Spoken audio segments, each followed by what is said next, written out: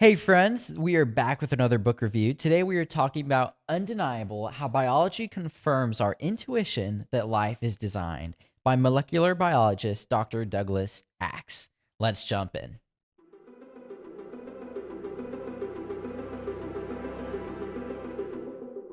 Now, I love this book. This was actually one of the first books I read on apologetics in the area of biology and of origin of life science. And it just intrigued me from the start. It just opened up my mind to an area of apologetics that I didn't really know much about.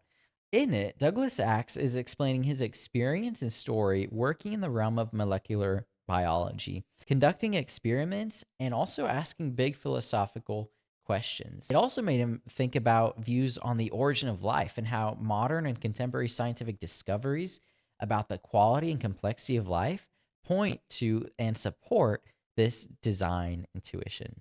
With his background investigating, studying, and experimenting with protein folds, he explains the complexity for them to be folded just right, amino acids grouping to form little inventions performing a specific function. He compares that to contemporary and modern human made examples and how that sheds light on what these little molecular machines really are, what they do, and how we should understand where they came from and how they came together. He describes functional coherence, how different pieces come together just right to perform a function, and how you can't just keep changing them or cutting back on them and expect similar function or any function at all to occur. All of this pointing back to the remarkable complexity and design of protein folds coming together to make life possible.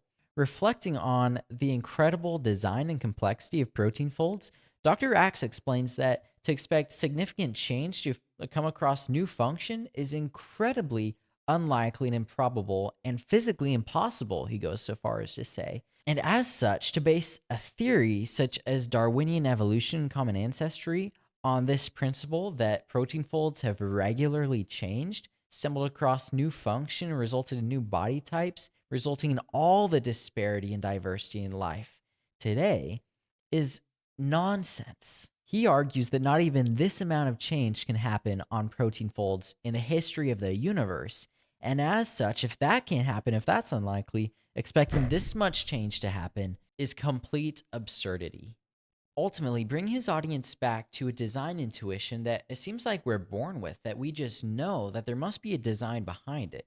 These structures don't come together by chance and certainly don't just randomly change, bringing about a ton of new function. This should bring us to doubt the Darwinian view of life. And with this conclusion, molecular biologist Douglas Axe also reflects on the nature of the scientific industry, explaining how he can still be a scientist and also respond to this design intuition, and how it seems to be more of a problem of a worldview than a problem of doing good science. So he dives into the philosophy of science as well, which is good and helpful to anyone going into a scientific field. So, like I said, I love this book. It's been a good help for me. It actually got me interested in studying life as an apologetic, finding incredible complexity and finding God's fingerprint on what seems to be the most personal of his creation as he created animals and ecosystems and unique function and ultimately human beings. It seems like he truly poured himself into this work.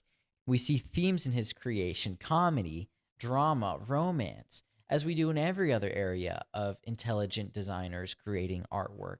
And as such, we can really reflect on and laugh with the mind of God at the incredible creation that he's made and left for us to investigate. So I'm going to judge this book on two things, as I do in all of my book reviews: the readability and the usability. As far as the readability goes, this book has 275 pages and is broken up into 14 chapters. Each chapter is roughly 19 pages long, give or take. You know, some are longer, some are shorter.